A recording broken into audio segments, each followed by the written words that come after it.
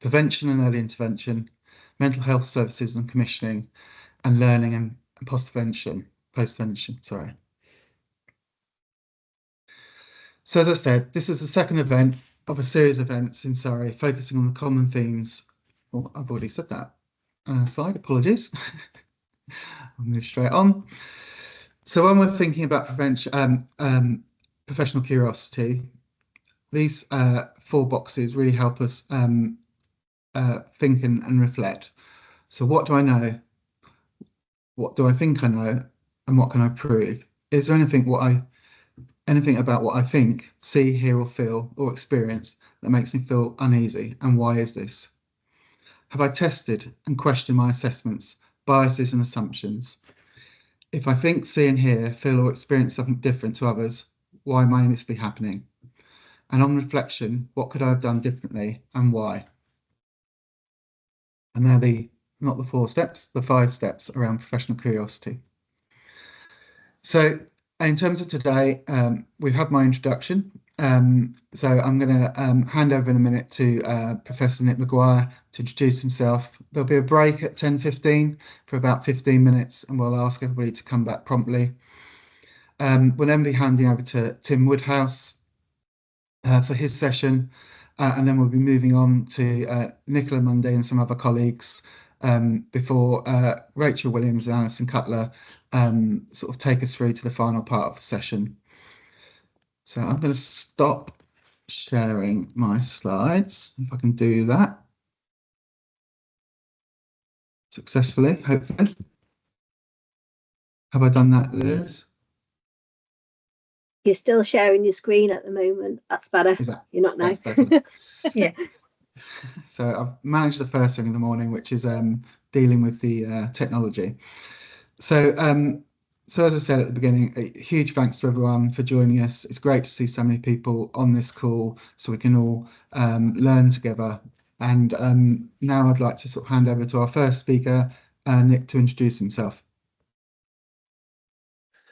Thanks ever so much, and thanks, Nicola, for the invitation to come and talk to you about professional curiosity. It's kind of a bit of an interest of ours. So I work at the University of Southampton, but also for a community interest company that we set up a few years ago to deliver psychology services to people who are homeless. And so that's kind of our area, and we have a centre for homelessness research and practice, which kind of interacts quite nicely with the KIC as a provider. So we've got sort of training and research happening at the university, and then the KIC as a provider, and we can interlink the two quite nicely. So I've got for some reason, a slightly greasy camera, and I'm just going to see if I can clean it for a second. I've got a sort of slightly 80s soft focus thing going on. Okay. The way we're going to frame this today, start off, is step away from sort of systems and thinking about things systemically, and start to think about people and how sort of artifacts of humans and the way in which they think and the way in which they behave can contribute to or can be barriers to professional communication or professional curiosity. So let me just share my slides. If I can find the right one, that's it. Now I'm hoping you can see. Can I just get an indication that you can see that? You can do. It's just, yes, now we can. It's all good. Fantastic. Thanks ever so much. So it's just yeah, I put my email there just in case you're interested in any of these kind of things. You want to contact us at the centre, but I'll forward these slides to Nicola, and she can distribute as if anybody's interested and wants to see them. So what we're going to frame professional curiosity as is a functional of personal security and resilience. So we're going to start to think of it as an intrapersonal issue and an interpersonal issue, which we'll go on into in a little while. I'm hoping to limit my talking to about sort of 40 to 45 minutes. And then if there's any questions, we can talk through those as well. So let's think about defining resilience, because it's a much used term and a much abused term, I think. it tends to be resilience tends to be located within the individual, which can be a problem. And I think it's part of that because of our common sense of understanding of the word. So it comes from this idea of a capacity to withstand or recover quickly from difficulties, or the ability of substance to spring back. So they're very kind of engineering kind of metaphors which are used in terms of resilience. And so you then apply that to people, and this idea that people spring back as a result of the trials and tribulations of life and work. Now, as we're going to go on to explore, there is a problem with locating resilience within people, because people operate within context. And that really, really matters. And so that's where and it's one of the big factors in professional curiosity, which we'll get to in a minute. So, struggling to change slide. There we go. The first thing that we can start to think about is around resilience is that organizations are highly complex. So we've very broadly within organizations, we've got, at least three forms of environment. You've got the built environment, so the buildings in which we operate and how they affect us how they affect us in terms of perception, in terms of mood, things like lighting, temperature, noise, all these kind of things affect us. And they interact with, of course, things like neurodiversity. And there's a massive amount of neurodiversity within the workforce. One of the things that we're trying to move very much away from is, for example, the term autistic spectrum disorders. It's not a disorder. It's just a way of being. It's a difference it's a diversity of being human. But if you are somewhere on the spectrum, like I am, for example, then you may be a little bit more sensitive to noise. So open plan offices, for example, tend to be a little bit more challenging. So the built environment can contribute to how resilient we are and our mood and these kind of things. And then we've got the systems environment. So how are systems configured? How are they work? Now, is the organization working to serve systems, or have systems been configured with the end user in mind? And so that actually the systems are serving the individuals within that organization to work better. Now, unfortunately, it tends to be that systems tend to be written rather defensively, and they can be written from the perspective of just defending the organisation from, for example, litigation according to employment law, or any raft of sort of education of litigation and legislative processes, rather than serving us as individuals within the process. So there's the systems environment can be problematic and can interact with how resilient we can be. And then we've got the interpersonal environment. So we've got things like neurodiversity, we've got proximity to others, we've got, just differences in approach. We've got anxieties around management and how management and some managers who can be very anxious can sometimes engage in micromanagement processes, which can be problematic for teams. And we can understand where they come from. Nobody turns up to work to do a bad job. But some people can turn up to work, particularly in high strain environments, experiencing high degrees of stress and anxiety, which can affect their behaviours. And then lastly, we've got sort of a local environment. So, and that can be a local environment in terms of where the organisation sits, in terms of the locale. It could be local environment in terms of where the organisation sits in terms of its competitor or its collaborators or its stakeholders. All these kind of things can have an effect on the way in which organisations work. And I mean complex. I'm using complex in a very deliberate way. So complexity is very different from something that's complex is very different from something that's complicated. So something that's complicated, we have this term yields to rational inquiry. In other words, you could take something complicated apart and you could understand what it is. Complexity, or something that's complex, you can't understand it just by taking it apart. And there's a guy called Mark Foden who does some great has done some great podcasts, and he calls it the Cats and the Clocks podcast. And so if you just Google Cats and Clocks podcast, he starts to sort of explain complexity in these ideas. And the basic idea is that a clock is complicated. You can take a clock apart and you can understand the ratio between the winding mechanism and the various cogs and a governor and the way in which the hands move to tell reliable time. But you can't apply the same to a cat. If you try and take a cat apart and open it up, then first of all, it'll object quite seriously. And secondly, you can't understand a cat from its component parts. You lose the sense of cat. You could look at it in more and more detail. You could look at, blood, for example. Okay, the blood of a cat carries oxygen around, but then you get into more detail in the cellular aspect of blood, and a bit more detail into what's within a cell in terms of mitochondrial, and then what's in the molecular makeup of mitochondria. So the more detail you look at it, the more detail you get, and you very quickly lose the sense of a cat. So this idea of complex is really very important. Now, organizations are complex because of the dynamic relationships between all of these various factors, between the interpersonal, for example, and intrapersonal, and the systems.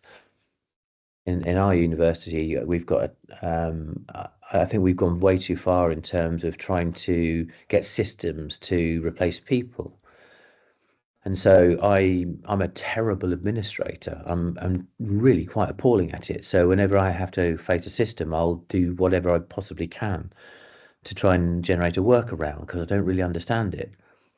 But that's a dynamic process, and the system is affecting my behavior, and my behavior will affect the way in which that system works. And that's just one example. If you think about that in an organization of 6,000 people, and then the number of systems that we're involved with, and then the number of factors that are involved in terms of people, you can start to see how complexity starts to work, and that organizations are highly complex. So why does this matter in terms of professional curiosity? Well, there's a guy called H.L. Mencken who talks a bit about, he was a journalist in the sort of 20s to the 50s in America. Very interesting. If you do have any time free, it's worth going and Googling his quotes, because the stuff that he was talking about, 70, 80 years ago is absolutely opposite now. And one of the things he was saying is, for every complex problem is an answer that is clear and simple and wrong. And we tend to do this. What we tend to do is for a complex system or a complex process, there's a danger of us trying to implement a simple process to sort it out. Now, one of the things that the examples there is things like when something goes wrong, what we'll try and do is legislate or set a process, put in a process which stops that thing going wrong. The problem is that will cause a set of ripples and knock-on effects. And it might be just because that's gotten wrong, not because of the way in which a person is behaving, although that's how it might be manifest, but in a way in which the organization is causing them to behave. And there's that interaction between the organization and the individual. And these kind of things start to get into the way of professional curiosity, and we'll explore that process in a second. But just to finish off this idea of the individual in context, how do we start to explain those dynamic processes, or how do we start to help simplify those dynamic processes, which don't oversimplify, so that we get simple solutions for complex problems, but do able to hold the complexity, but also design interventions which are useful? And we use this ecological systems theory quite a lot, and Bronfenbrenner from 1979. And it's a really good one in that it places the individual at the center, but that individual is operating within a context, and not just one context, but whole sets of contexts. So the microsystem. So who's around? Who are there? Who are our peers? Who are our family? Who's our GP? What's our workplace? And how does our workplace work? So we as individuals have a whole set of people around us, particularly at work, with peers and managers and the like. And that operates within a mesosystem. So interactions between the things and the microsystems. So this is where we start to get the way in which the organization constructs systems. in order to try and enable that organization to operate optimally. And the trouble is we end up often interfering with optimal operation through the complexity of systems and the complicated systems we set up. Now, the way in which our organizations operate, of course, also sit within a context. They sit within a legislative context, and local authorities particularly sit within governmental and quasi-governmental contexts. So we sit within the context of MHTLG, for example, and the way in which services are commissioned and the way in which local authorities receive money and how much money they receive. And all these things are going to affect the way in which the organisation behaves, which affect the way that individuals behave, and which affects the way that individuals are managed and the way that managers behave, which affects us as individuals. And you can start to see even wider than that. We've got the way in which the culture works. So our culture tends to be, we've still got that white Anglo-Saxon Protestant kind of culture kicking off, and Protestant work ethic and all these kind of things. And we also have a culture or an economic culture which favours wealth differential. And wealth differential can cause all sorts of issues that then local authorities have to try and deal with. Children's services being one, homelessness being another. So these things, the way in which we're caused to behave at a mesosystem and then a microsystem will be a function of the way in which the economy works and the way in which governments work. So you can start to see that the interactions between these systems. Now, this is helpful because we can start to try and understand things like professional curiosity within these dynamic systems. So what's happening at a governmental level, which may be affecting the way in which the organisation works, which may be affecting us as in terms of how professionally curious we can be. So, for example, if the government, if there's a high if you're working under a high legislative load and your HR department has to keep a very strong eye on what the legislative context is, then there's a danger of that then being implemented at all levels, so that we then at the individual level really kind of feel that, and we feel constrained because we have to fill out bits of forms and data sheets, and sometimes they can make sense and sometimes they don't. So one of the things, for example, is we work very closely with our commissioners, with our local authority commissioners, with the community interest company that I run, with a couple of other directors. And one of the things we're looking at is the data environment and how that data environment's been constructed. And of course, at the local authority level, the data environment that's been handed down from a government department level bears no resemblance to what maybe the needs of the individual might be. So the question, for whom are we gathering data, is a really interesting one. And one of the things that we come to conclusion is that actually tends to be the data being gathered is for the purpose of the next person up for whom you're providing that data, if that makes sense. So it's MHCLG designing those spreadsheets, which are then implemented at local authority level, which are then implemented at provider level. And a really good commissioning service commissioning process will allow a discursive approach to that data system. So the way in which our professional curiosity works here is, and which is great having a really good relationship with our commissioner, is we say, well, we're really not sure about how this particular form of data, A, we don't know what it means, and B, we're really not sure about how it makes sense at the individual level or end consumer for the person who's homeless. And we can have a conversation and we can change that data just a little bit to make it make sense, much more sense at the provider level and much more sense at the local authority level. So, and that requires a professional curiosity. How is that data being used? And can we form is there a better form of data that's going to serve our purposes better? And within what parameters can we tweak the way in which that data is gathered and what that data is called?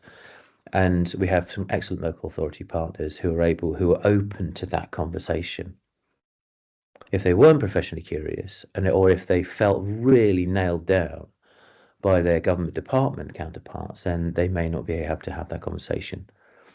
And it may mean that actually the kind of the data environment doesn't serve the individual right at the center.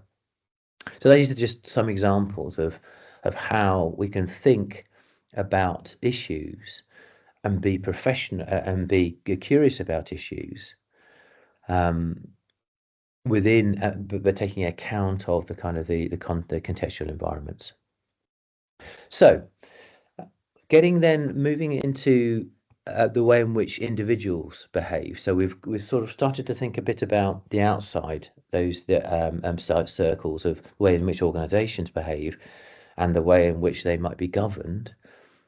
And we can start to think about the individual and then how the individual interacts with their environment. And there was a guy called Jim Collins who wrote very helpful. He wrote a book called From Good to Great, which some of you may read, and it's all about leadership. I don't think you really need to read the book.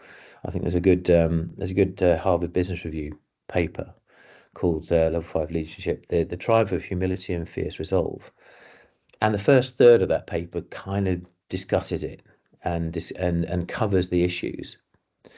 And what Jim Collins did was to go and gather some data around companies, US companies, which had a sustained kind of 4 quarters of deterioration, followed by a turnaround in senior management, and then sustained growth. And he looked at about 1,000 companies, and from there he found these 11 examples. And they went and interviewed the CEOs of those companies to try and work out what it was which had enabled that turnaround. And what he discovered through sort of qualitative research was that there seemed to be 2 things that people were doing. So one was around fierce resolve, and we can call that drive. We'll take a sort of a shortcut to that as drive. They had a very high drive, but really importantly, it was tensioned by humility. So you found high humility and high drive, and that really matters. And we can start to explore that. And we can start to explore that as an intrapersonal process, which may enable us to start to uncover some of the individual factors which might be involved in curiosity and maybe barriers to curiosity. So we can start to think about the interpersonal and the intrapersonal. But as we've already covered, that's within a context, within a workplace context or a family context or whatever. So what we mean by interpersonal is what happens between people. And that's a complex dynamic process in itself. I'll say something, somebody will interpret it in a particular way, and they'll have formed beliefs about what I've said or what I mean often, which may then cause them to behave in a particular way, or they may have certain emotions about it, which might then result in a reply, which then I will interpret. So we don't see, we perceive. And perceiving is a very top-down process. So we hear what other people are saying in terms of our previous experience. Now, for example, if we've had some fairly appalling bullying experiences in our previous life or if in previous workplaces, we are more likely to hear the language of bullying when people are talking to us because we're primed for it. And it's an entirely understandable process. If we have been brought up very stable and we've been brought up to lead and we're very secure in ourselves, then we might behave in a rather arrogant way. And people will react to that, and some people will really like that and some people won't. So the old models of heroic leadership, for example, involve this certainty, people bringing a certainty to their job role and their leadership role. And certainty can be very certainty and charisma can be very good. People respond to that really, really well. Certainty, because if somebody's certain about something, says, "Don't worry, I will worry about that, and this is not a problem, I'll sort it out." It can reduce anxiety. It's a very kind of anxiety reducing process. Oh right, don't worry, somebody else has got it. Phew, thank goodness, I don't have to worry about that. Charisma as well. So charisma is something that's a very interesting interpersonal process in terms of how people present themselves and how people present in terms of liking. And unfortunately, interviews can be problematic here. Interviews as a selection process, because people may be very charismatic in an interview situation, but they may not, doesn't say anything about how good they are at the job. And in fact, there's some evidence around narcissism, that narcissists can be incredibly charismatic, and they can fool people for around about 6 to 8 months. But then the things start to crack because things don't go their way, or because people start questioning, and questioning them, which might actually kind of interfere with the kind of narcissism and cause a degree of anxiety and anger. So we have to kind of watch the interpersonal processes around things like certainty and narcissism. Now, intrapersonal processes are what go on inside us. So what drives our anxiety, and what drives us to feel to stop taking risks, for example, or to defend, or to attempt to blame somebody else because we think we're going to be under blame. And as I said, starting with this premise that nobody turns up to do a bad job, there are very good reasons why people do this, and it's always 99% of the time it will be down to anxiety. People are worried. And we'll explore in a little while what people might be worried about. What is it that's driving these kind of defensive or blaming processes? What's going on inside the person? And at the root of it is mostly anxiety. I felt anxious about something that has happened.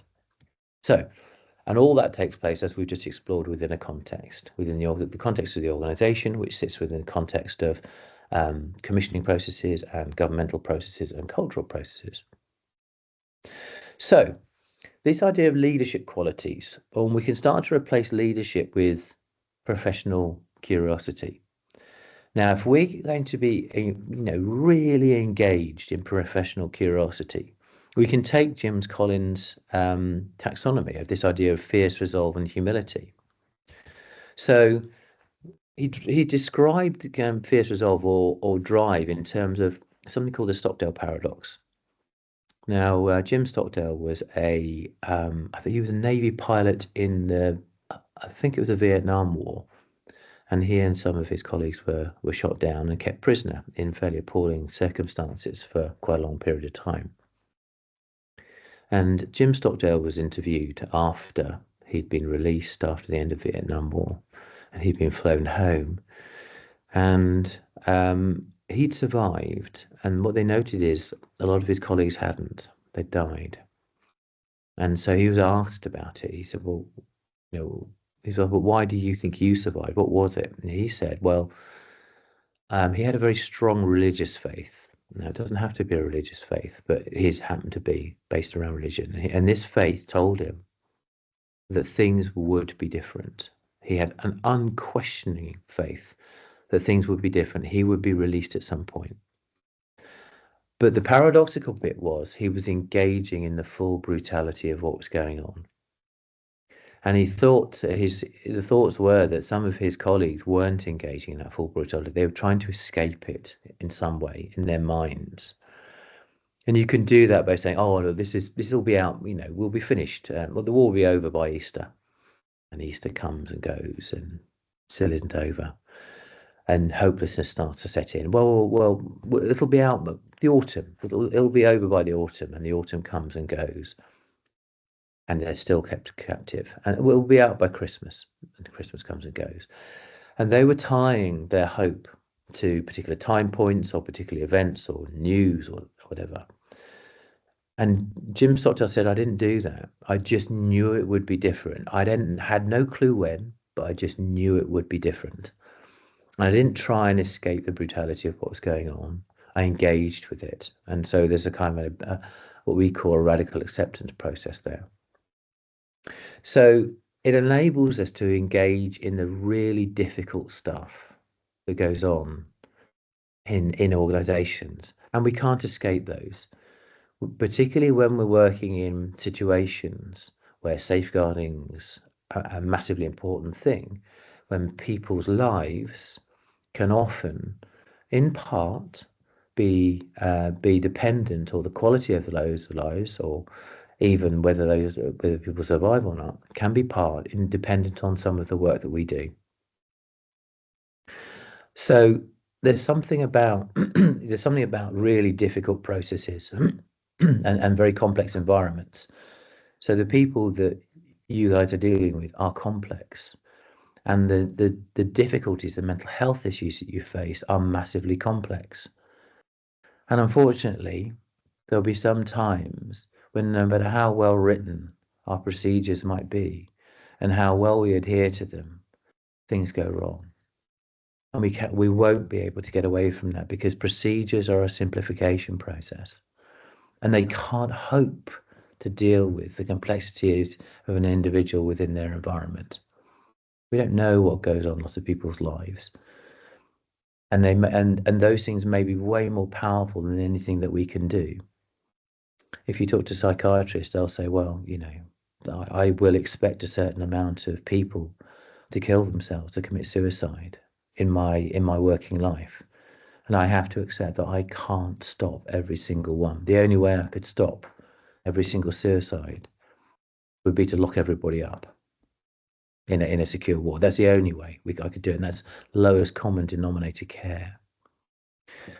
So failure is going to be part of the process. Sometimes our systems and our interaction with those systems will not be enough. And that's a very difficult thing to do. And it can interfere with professional curiosity because of our ability or inability to cope with that. And so one of the things that we really need to notice, the intrapersonal processes we really need to notice is about self-blame. It was my fault. If only I'd done X, if only I'd filled out that form a bit better, if only I'd phoned that person a day sooner. Because self-blame is a really big thing, and we do, we often go into this kind of work because we have a set of values around care and values around public service. And then when we're not able to behave in the service of those values, it's threatening. We often talk about values, and sometimes it's very interesting to do kind of values work, where you start to sort of have a discussion about, well, what is it that you really value? And contribution, equity, equality of opportunity, these kind of things are, or being a great friend or being a great colleague. These are values that we often have. Values aren't goals. Values are sort of directions in which we move, and there are thoughts about how we should, very firmly held beliefs about how we should behave in the world and how the world should be. Now, sometimes we're unable to behave in the service of those values, and then sometimes we're not. Sometimes time, sometimes structures, sometimes systems prevent us. If we're overloaded with work, then it becomes very difficult to complete systems in a way that we might value, we might think is optimal and important. So there are systemic factors which get in the way of us behaving in the service of our values. And there are three questions sometimes to ask. One is, what does our organization do which helps us to behave in the service of values? Secondly, is there anything that it does which causes us not to behave in the service of those values, to prevents us behaving in the service of those values? And worst, does the organization do anything which causes us to behave contrary to those values? And contrary to might be, it's causing me to behave directly contrary to what I do. So if I'm too overworked, not only can I not behave in the service of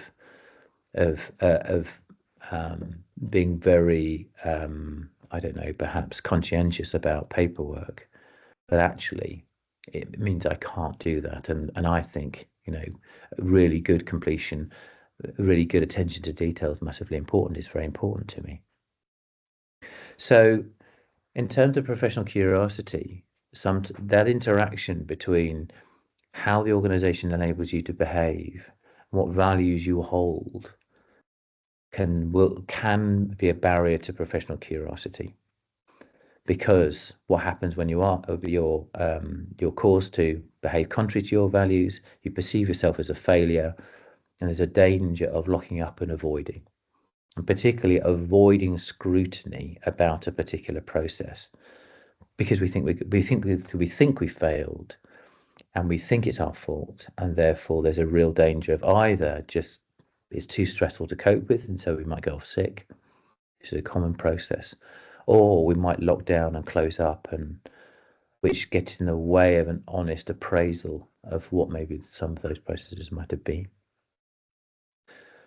So we'll talk a little bit about really good organizations in a second, and the model for that. And the really interesting model is the aircraft industry for this kind of stuff. We'll look at it in a second. So the context matters. It really matters. So, for example, does our context, and that can be a local context like a team, or it can be a more distal context like an organization, do they allow no blame consideration of when things go wrong? Or is there finger pointing? Is there being held to account? Not just held to account, but blamed for something? Because if there is, then there's a real danger of difficult stuff being covered up, and there's a massive barrier to our professional curiosity. So the context really matters. So how do we engage in this full brutality then in the service of professional curiosity? Notice the urge to be defensive. Notice the urge or just notice when you're blaming yourself, and notice the urge to try and blame something else or someone else, because it can't be me, so it must be them. We can only improve when mistakes are absolutely laid bare. They're described, they're looked at, and they're not just looked at from an individual perspective. They're looked at from a team, a whole systems perspective. And this is what the aircraft industry does. It doesn't seek to blame individuals when things go wrong. It looks at a whole systems approach and also the individual within those systems. Now, one of the unfortunate things that's driven is things like online training. And we see a proliferation of online training. And unfortunately, that can sometimes be in defense of the organization. Well, you have been trained in fire awareness, or you've been trained in X, Y, or Z. So therefore we've told you, so if you behave contrary to that, then that's not our fault anymore. Unfortunately, online training is very patchy in terms of effectiveness. It doesn't engage in people in discourse and in discussion and critical discussion when the real learning takes place. But we do have things that go wrong. And when things go wrong, we can engage in a discussion about what that was about, what the systems were, what people thought they were doing in terms of the service of those systems, where things went wrong, where people maybe didn't have time because they're so busy with other things, or their approach to things. If people are massively conscientious and they have a very high workload, then that's going to be very tricky for people, because people are going to want to do things in detail. Whereas there are some other people who can tolerate spinning lots of plates, but they don't necessarily do things in as good detail as maybe a completer finisher. So you start to get individual variability, which can be implicated in when things go wrong. So when there are difficult things that happen, these are opportunities to get into discussion about how to improve the organization. And the context needs to enable this. So our whole culture needs to be a no-blame culture. Accountability is fine, but accountability and blame aren't the same thing. Being held accountable to what it is that you need to be doing is absolutely. But we also need to be asking, well, that accountability is clear. What is it that happened there that meant that maybe you didn't do something for which you were accountable for? And so you don't just, same as resilience, you don't just place resilience within the individual, you place blame within the individual. And we can get it. If the culture enables us to step away from that, we tend to get a learning culture. So in terms of the humility bit then, it's very simple. It's not about us. All the drive stuff we do, everything we do, if it's not about us, if it's about the people we serve and the organization which serves those people, It's a very liberating process because you can stop worrying about how other people see you and whether people see you as competent or not, and that constant little voice that we have judging us as to whether people think we're to blame or not, or whether we're competent or not, or whether we're going to lose our job or not, or whether they're going to find out soon. Imposter syndrome is huge. And for a lot of people, it never goes away. They're going to find out. They're going to find out. Actually, I don't know what I'm talking about. I had a great example of a very senior professor who was retiring, and she'd done she'd had a stellar career, in cancer care. And on the day she retired, she was heard to say, "Thank God they never found out." It sometimes just never goes. And what we need to do is just notice when it's operating, this imposter syndrome. Notice when you're having those thoughts. They're going to find out soon. Everybody does. Everybody has those thoughts. It's entirely normal. And everybody worries about what other people are thinking about them. It's entirely normal. The question is whether you let that govern your behaviors, and whether then you start to close up and don't tell people things because you're so worried about how they see you. And it's a massive barrier to a professional curiosity and being a learning environment. So in terms of humility, if we're behaving in the service of the organization, we've got the key people. Yes, we've got accountability, and we've got accountabilities for systems. That's important. But it's not really about us. It's about how we serve the organization, how we serve people. So if the drive is really important, the drive to achieve, the drive to do the best job we possibly can, and that's going to vary day to day. Sometimes we just don't get it, and sometimes we just have one of those days, and sometimes things seem to go away. But it's always tensioned by humility. We're working hard, and we're working hard to achieve, not for us, not for plaudits, but for the organization for which you're working. And this is what Jim Collins discovered. He discovered that the most successful organizations had CEOs who were very driven, but not for themselves. It's not about how good I look. It's about how good I make the organization look and how well I serve our end users, whoever they are. So for us, it's people who are homeless. And we need to be judged by that. How well are we serving people who are homeless? And the humility bit is exactly that. It's not about me. And it can be very liberating. And if it's not about me, then I can be open about any processes which don't go as well as I thought they would be. And I can talk about what I value and how my organization, how some parts of the organization seem to be getting in the way or not enabling me to behave in the service of those values. And I can talk a little bit about the interactions between me and systems and others, which may have been implicated in why something wasn't done in time or didn't serve our people as well as it could have done. But it can't be about blame. It has to be this whole systems approach. So we can frame resilience then as not lying resilient within the individual. It's about this interaction between individual and the environment. And the kind of the metaphor we often use is the organization provides us with a playing field, but it's up to us how we play the game. The organization can provide, unfortunately, the NHS, or parts of the NHS nowadays are unfortunately getting known for being about accountability and blame, not accountability in a good way, but accountability in a blame way, which is working against professional curiosity. And means that people are covering up, and there are cover-ups, and then you start to try and get into whistleblowing processes. You wouldn't need a whistleblower if we had a culture which favoured honest and open discussion about where things aren't optimal. And so the culture, the playing field, if the playing field really promotes this honesty and this no blame environment, and this idea that you're allowed, the mistakes are going to be part of the game. The environment's way too complex for everything to go perfectly.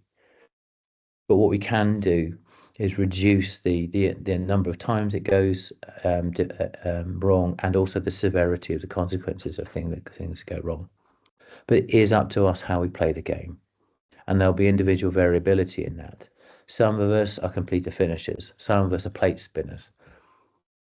Don't ask a completer finisher to hold lots and lots and lots of different projects, because it will drive them nuts, because they can't complete one to the quality with which they're satisfied.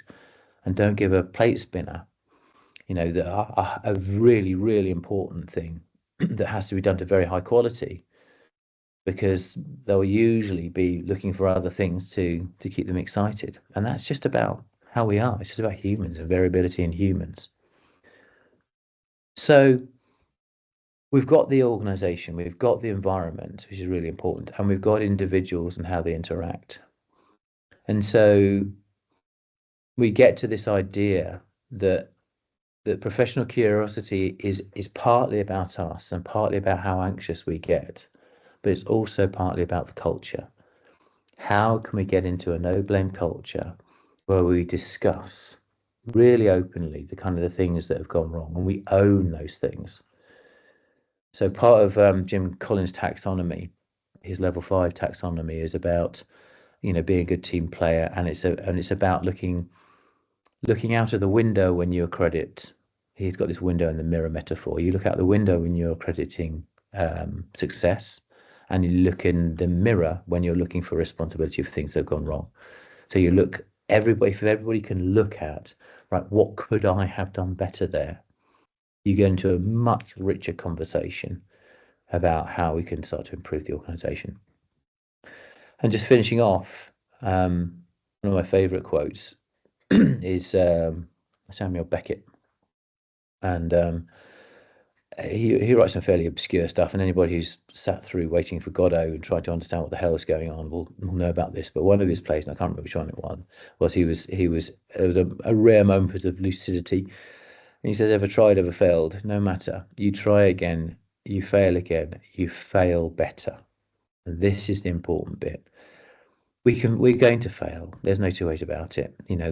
Some of them, hopefully most of them, will be minor issues. The problem happens if we don't learn from it, and we don't learn from what we did that time, and then we don't do that thing again. Otherwise, all the learning is lost.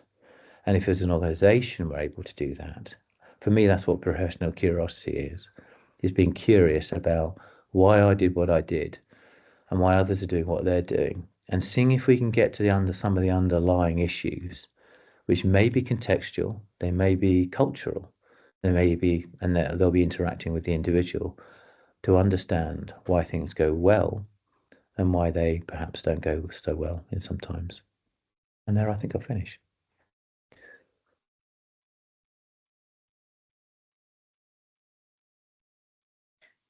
Thanks, Nick. I'm sure that everyone is going to have everyone's going to have loads of questions, because that was so thought-provoking and so interesting. People are already messaging me to say what a fantastic speaker you are. Great, that's appreciated. Shall we? I think Nicola Espash was helping as well, so maybe she could manage the chat. Audrey, did you want to go first in terms of questions? Nicola. Oh, very intriguing. Found that very insightful, Nick. And you've worked in different organisations. Everything you said was quite clear to me. The one thing I did want to bring in your presentation was about the power base as well. Yes, absolutely. The NHS is very diverse in its power base, and that we need to consider as well, really, and even in the review process, isn't it? Completely. When you're reflecting on accountability, I think, and the no blame, yeah? Yep, completely, absolutely right. And so vertical hierarchies can be really problematic there. So can very horizontal ones. I tried to set up I wanted my kit to be very horizontal. Of course, it doesn't happen. It starts to change as things evolve, and you do get a degree of status to it, because some people are there longer, have more experience. But the point is, you work against vertical hierarchies. Unfortunately, I think the NHS is so baked in. Hierarchy is so baked in you should see the medical school sometimes in the university. Oh my goodness, some of the conversations they have, and you're kind of thinking, I have no idea where the patient is in this conversation. They seem to have completely disappeared. But that's patchy, right? So there'll be some organisations which are really flourishing and going really well. Partly, I think, because the person at the top has a degree of humility about them, and I think you can tell the people with humility, because you can tell when they're accrediting great stuff and saying so and so did this and that's been absolutely brilliant, and they don't try and take it themselves. Is that and I and kind of in the agree power with base? that, but I do sort of think in the NHS as well. You know, we've had quite high-profile cases, haven't we? And Totally. I think managers need to take accountability as well. Oh, That totally. sometimes it's the clinicians, and you've been in sort of high inquiries where you've had to do a lot of the work for the managers. But the key thing I wanted to say as well, we've got to consider admin, because people put sometimes on our admin services where that professional curiosity should be coming from us as clinicians and etc. as well. So I just think it's quite diverse, and I get where you're coming from in the NHS, but we have to consider that, especially in the review processes as well, when we're doing serious case reviews and workforce and people at that time and place, isn't it? You're Where things have absolutely occurred.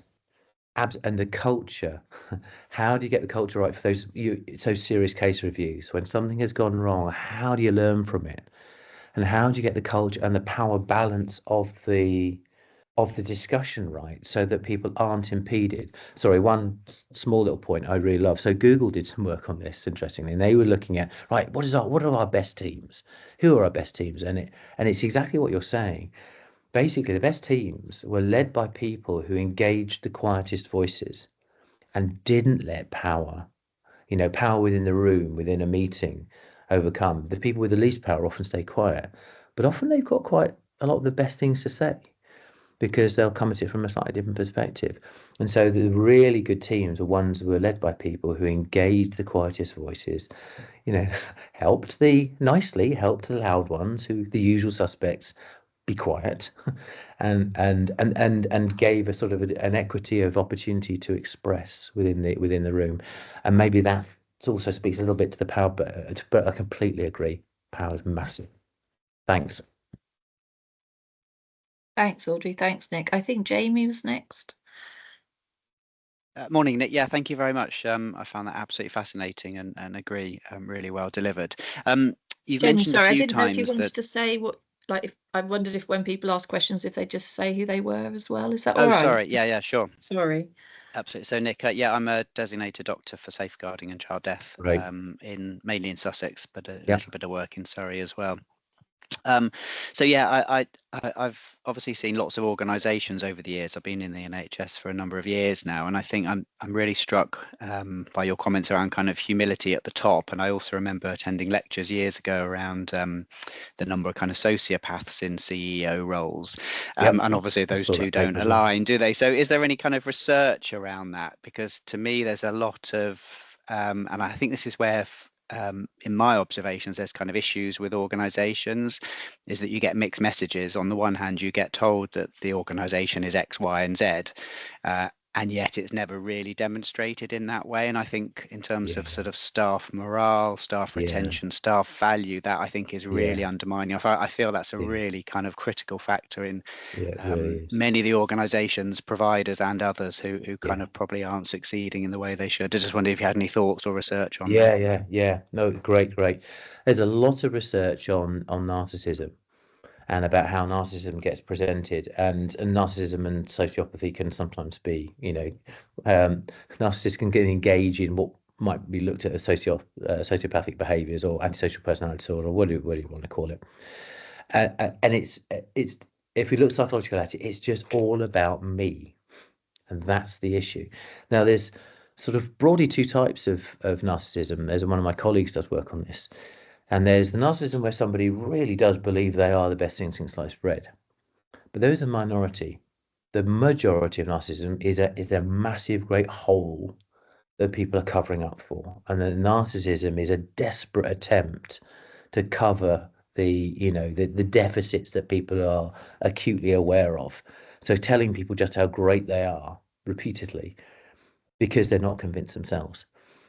And so there's a load of stuff on that. And interestingly, those are the people, when things start going wrong and the fingers start getting pointed, they're the people who tend to get in. They'll have an anger response, because the response, there'll be an anxiety around that, but there'll be an anger as well. And you'll start to see over controlling behaviors as a result of that.